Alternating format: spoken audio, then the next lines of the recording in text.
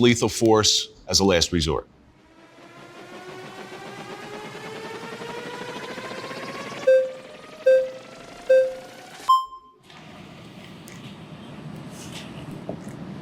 So I don't know how many times I've seen, instead of them try to de-escalate the situation, they just pull out the gun.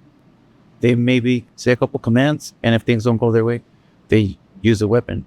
I just saw a video where some lady was picking up some boiling water. She's obviously not okay in the head, and the cop took it upon himself to threaten lethal force.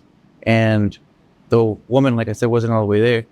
She threatened to use the scalding water to throw it on him, and he just immediately shot her. Do you want me to tell you the parts of that video that were wrong? I'd like to hear your side, yeah. Yeah. Okay, so the cop was 100% wrong on that one, from what I've seen. But we also got to remember, there's always more to the story than you see on video. Those of you out here, Rodney King, okay? Rodney King, there was a lot of footage there where Rodney King, who's 6'7", who is high on PCP, who led the police on a chase, and he won't stop, he won't follow commands. So there's more to that story. This one, unfortunately, from what I've seen, that cop is 100% wrong, and I will call that cop out. That woman was too far away. She had boiling water, and she said something about in the name of Jesus, I bless you, or something like that. Because most that not using lethal force when it wasn't necessary? Yes. Yeah. So that just defeats the whole. Yes. The whole I agree. I actually agree with you. The only time you can use lethal force is when your life or somebody else's life is in imminent threat of death or serious bodily harm. His life doesn't meet that criteria. Yeah, but there's always gray area. Like, So, one, respect to the former officer for admitting that this officer was wrong in the case of shooting the woman with the boiling water. I think where there's a little bit of confusion is, well, how are you agreeing with my point if you're making your claim?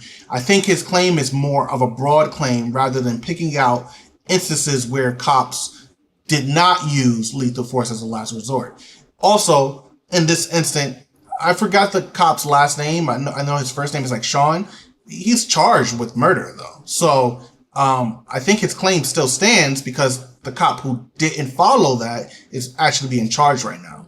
So one, respect to the former officer for admitting when he could see a wrong case, and two, respect to the first guy who comes up for being civil and making some good points. For example, do you remember that one time that some lady cop went to pull some guy out of the car? Instead of grabbing her taser, she used her gun? Well, the threat level on a woman going against a guy, say if there's a 5-foot woman going against... But did she not use lethal force when it wasn't necessary? But her threat level is different. She was trying to use her taser, and she ended up using her gun. Well, so, I was in an era before tasers, so I can't speak to that. However, a woman's threat level is different than a man's threat level.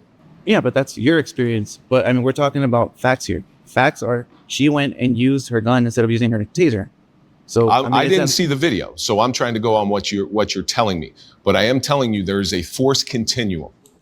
I actually remember this case, and she, in fact, did accidentally use a taser when she was supposed to be using a gun. I don't know the outcome of that situation. I'm going to have to research it after this this video, but that was a mistake on that cop. So it's not like she wanted to do it, right? She wasn't trying to shoot. It's just, I'm being told, actually, you really shouldn't be making a mistake of whether it's your taser or gun, though. I heard she should just be fired because from what I'm told from other officers, you don't make that mistake. You know when it's a gun and you know when it's a taser. You just can't confuse the two.